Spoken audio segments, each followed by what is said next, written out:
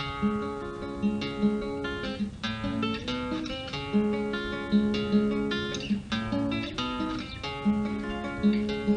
re spagnolo francese, non mi ricordo in verità, aveva un callo in un piede, zoppicava da far pietà.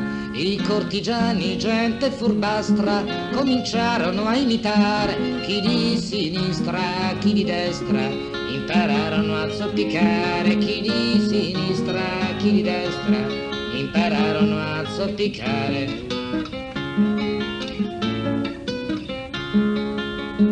Si vide presto il risultato che questa moda comportava, in ogni angolo anche isolato tutta la corte zoppicava, ma un bel dì successe che, dimenticando di far lo zoppo, passò un vassallo davanti al re, fermo e dritto come un pioppo, passò un vassallo davanti al re, fermo e dritto come un pioppo.